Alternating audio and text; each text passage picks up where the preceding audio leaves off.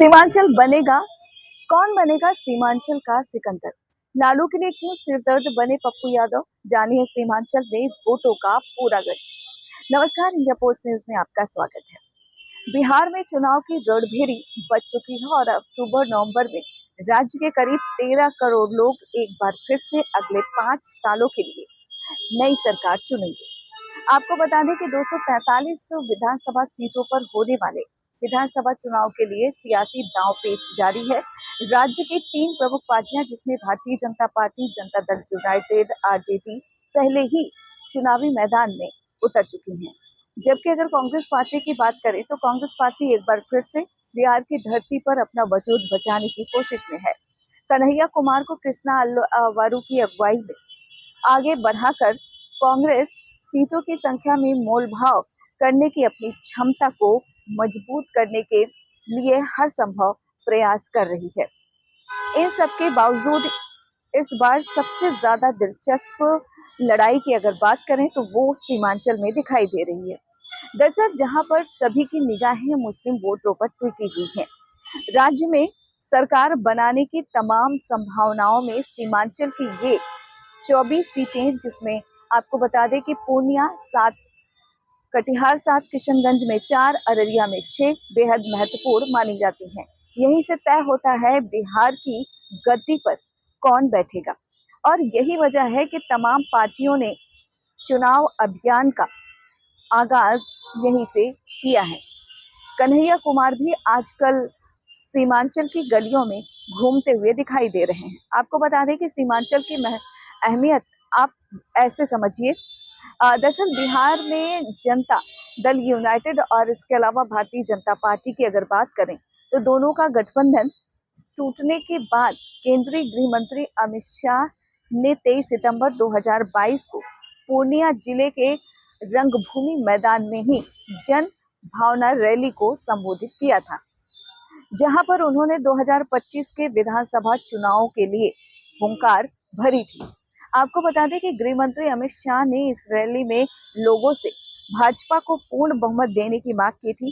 तो वहीं दूसरी ओर नीतीश कुमार के भारतीय जनता पार्टी से गठबंधन तोड़ने और इसके अलावा राष्ट्रीय जनता दल यूनाइटेड यानी कि राजद के साथ महागठबंधन बनाने के बाद तेजस्वी यादव ने भी पहली बड़ी रैली 25 फरवरी 2023 को पूर्णिया में ही की थी। इस एकजुटता रैली में मुख्यमंत्री नीतीश कुमार, इसके अलावा तेजस्वी यादव और महागठबंधन के अन्य वरिष्ठ नेताओं ने हिस्सा लिया था। और अब एक बार फिर से चुनाव आ रहा है तो सीमांचल राजनीति दलों का अखाड़ा बन चुका है, जहां तमाम तरह के राजनीतिक दांवपेच लगाए जा रहे हैं ताकि इन 24 सीटों पर कब्जा किया जा सके।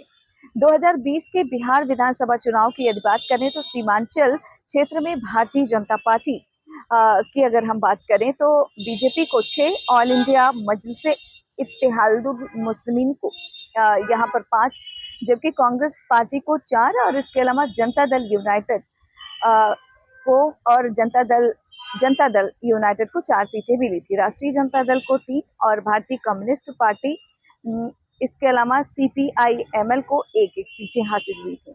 सीमांचल की अगर बात करें तो सीमांचल भले ही बिहार का सबसे गरीब और पिछड़ा क्षेत्र माना जाता हो, लेकिन मुस्लिम बाहुल्य इलाका होने के कारण यह वोटों के लिहाज से कई राजनीतिक दलों के लिए बेहद महत्वपूर्ण है, जो इसे एक उपजाऊ राजनीतिक जमीन के तौर पर देखते हैं।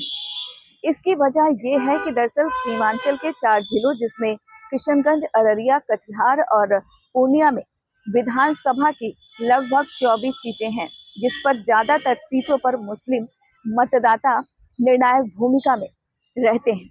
2011 की अगर जनगणना की बात करें तो 2011 की जनगणना के आंकड़ों के मुताबिक बिहार में करीब 17% यानी कि 16.87% मुस्लिम है। बिहार की कुल मुस्लिम आबादी का 45 से 75% हिस्सा, कहीं कम कहीं ज्यादा, सिर्फ सीमांचल की अगर बात करें तो सीमांचल के 4 जिलों में बसा है। सीमांचल के वोटों का मौजूदा गणित बताने से पहले आपको चलिए इस इलाके के बारे में थोड़ी जानकारी देते हैं।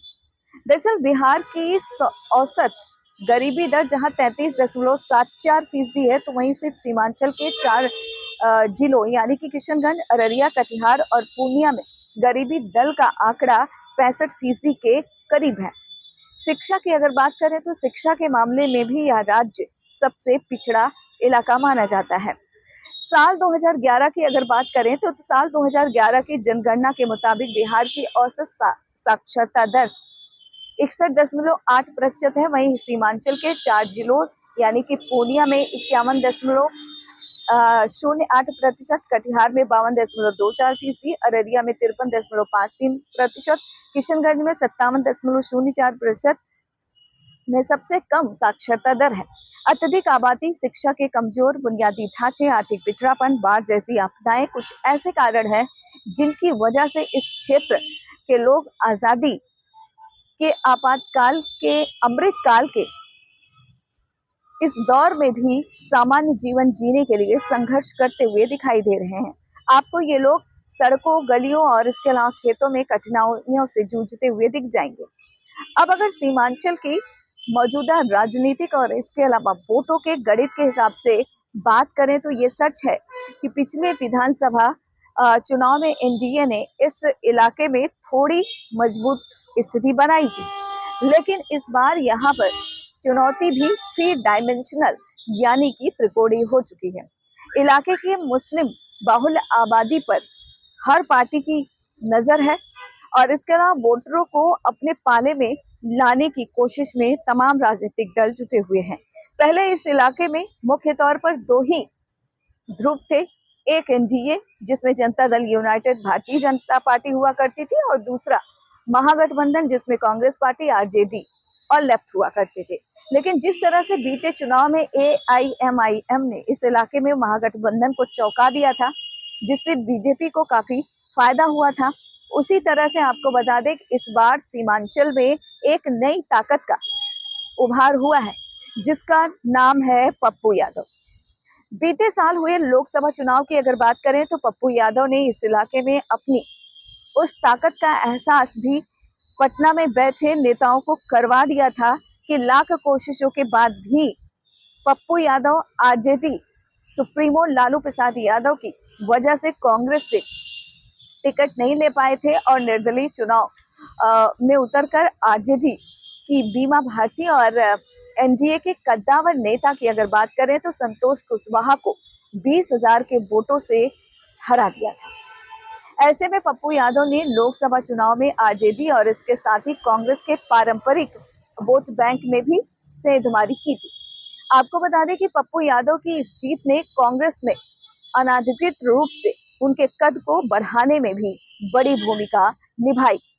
पप्पू यादव सीमांचल में कितने मजबूत हैं उसे ऐसे भी समझा जा सकता है। दरअसल पूर्णिया के रुपौली विधानसभा सीट पर हुए उपचुनाव में भी बीमा भारती को हार का मुंह देखना पड़ा और इसके लिए पप्पू यादव को जिम्मेदार ठहराया गया।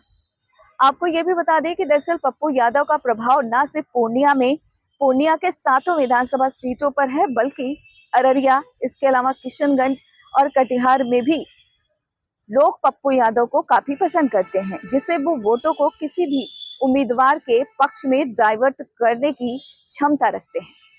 पूर्णिया के आदिवासी समुदाय की यदि बात करें तो उसमें भी पप्पू यादव की अच्छी पकड़ मानी जाती है और इसके अलावा लोकसभा चुनाव और उन्हें उनका समर्थन भी लगातार मिलता था।